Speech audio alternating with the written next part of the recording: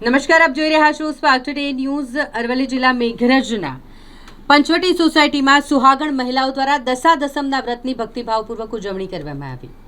ફાગણ વદ દસમ નિમિત્તે સુહાગણ મહિલાઓ દશાદશમના વ્રતની ઉજવણી કરે છે। હોળીના બીજા દિવસથી શરૂ થતું આ વ્રત 10 દિવસ સુધી પાલન કરવામાં આવે છે। મહિલાઓએ સવારે સ્નાન કર્યું, શુદ્ધ વસ્ત્રો ધારણ કર્યા, મહાદેવના મંદિરે દર્શન કર્યા અને પછી વડના વૃક્ષ પાસે પૂજા કરી વડની આસપાસ સૂતરનો દોરો વિતાડી કંકુ, ચોખા, ધૂપ, દીપથી પૂજન કર્યું અને વડને ચુંદડી પહેરાવી, શ્રીફળ અને ફળફળાદી પ્રસાદ રૂપે અર્પણ કરાયા।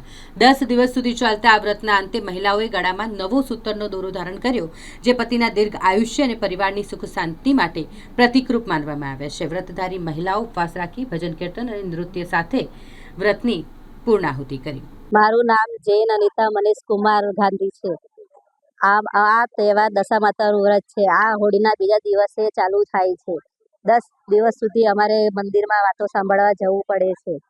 આ વ્રત કરવાથી સંતાન પ્રાપ્તિ થાય છે, ઘરમાં સુખ શાંતિ રહે છે અને બધું કામ ધારેલું પૂરું થાય છે। મારું નામ કવિતાબેન નિલેશભાઈ જૈન છે। હું મેઘરજની નિવાસી છું। અમારો આ તહેવાર હોળી બળે એના બીજા દિવસથી ચાલુ થાય છે। હોળીના 10 દિવસ અમે વાર્તા સાંભળીએ છીએ, પછી પૂજા સેવા કરીએ છીએ। હોળીના દસમા દિવસના દિવસે છેલ્લા દિવસે અમે પૂજા સેવા કરીએ છીએ, પીપળાનું પૂજન કરીએ છીએ, પથવારી માતાનું પૂજન કરીએ છીએ અને 10 વાર્તા સાંભળીને અમે સૂતનો દોરો બદલીએ છીએ।